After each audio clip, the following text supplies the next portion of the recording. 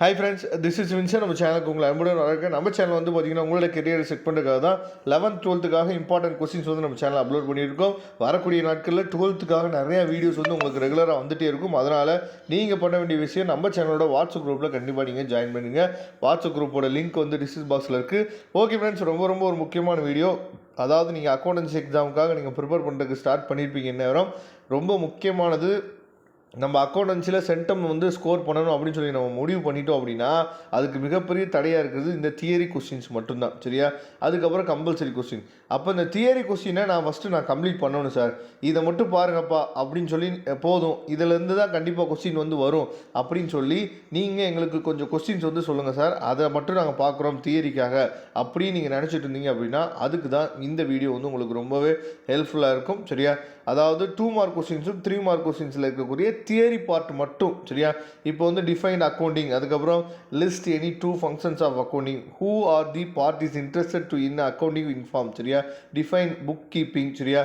What is mean by accounting concept. சரியா? அதுக்கப்புறம் what are the sources documents, அதுக்கப்புறம் what is mean by அதாவது journalising. சரியா? அதுக்கப்புறம் how are the personal account classified, what is ledger, what is mean by posting, what is balancing an account. சரியா? அதுக்கப்புறம் what is trial balance, அதுக்கப்புறம் give the format of trial balance, அதுக்கப்புறம் what are the methods of preparation of the trial balance, அதுக்கப்புறம் mention of 4 types of அதாவது subsidiary books, what is debit note, what is credit note, define bill exchange, அதுக்கப்புறம் what is invoice, cash book, what are the different types of cash book, what is simple class cash book, அதுக்கப்புறம் give the formal column cash book, அதுக்கப்புறம் what is petty cash book. Cash புக்கை பற்றியே எத்தனை questions இருக்குது பாருங்கள். அதுக்கப்புறம் what is mean by bank ஓவர் ரைட்டு, அதுக்கப்புறம் வந்து பார்த்திங்கன்னா what is mean by error and principle, அதுக்கப்புறம் வாட் இஸ் அதாவது டீகாம்பன்சேட்டிங் எரர், அதுக்கப்புறம் வாட் இஸ் மீன் பை அதாவது